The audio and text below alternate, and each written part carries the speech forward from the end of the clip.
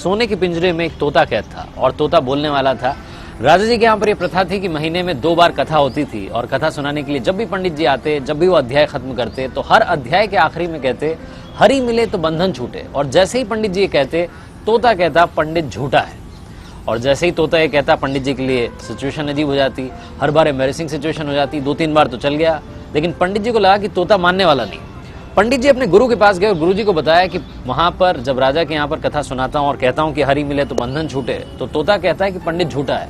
ये तोता पंडित झूठा है बार बार क्यों कहता है? तो गुरु जी ने कहा कि चलते हैं, चल करके तोते से बात करते हैं। गुरु जी पंडित जी के साथ में तोते के पास पहुंचे और तोते से पूछा कि भैया बात क्या है?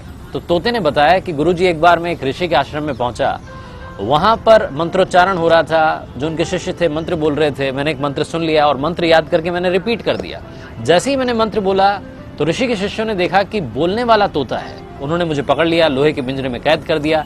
एक बार ऋषि के आश्रम में उनके एक शिष्य थे, सेठ जी, वो आए। उन्होंने मुझे देखा कि बोलने वाला तोता है, वो अपने साथ में ले गए और ले जाकर के मुझे चांदी के पिंजरे में कैद कर दिया।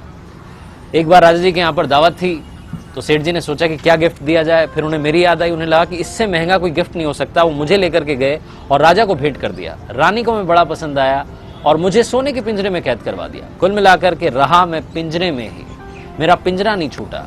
तो जब जब मैंने हरि का नाम लिया मेरा बंधन नहीं छूटा। गुरुजी ने तोते को अपने पास बुलाया और उसके कान में एक बात कही। गुरुजी पंडित जी को लेकर के वहां से चले गए। अगली सवेरे जब सुबह हुई तो राजा के सेवकों ने देखा कि पिंजरे में तोता मरा हुआ था, उल्टा पड़ा हुआ था। उन्हें बड़ी चिंता हुई और राजा को बुलाने गए। पिंजरे का गेट खोला और जैसे ही गेट खोला तोता उड़ गया और उड़ते उड़ते बोला गुरु मिले तो बंधन छूटे। इस लाइफ में सही गाइडेंस का होना बहुत जरूरी है। आप किससे सलाह ले रहे हैं बहुत जरूरी है। अगर आप गलत आदमी से सलाह लेते रहेंगे तो आप गलत दिशा में बढ़ते जाएंगे और आपका कुछ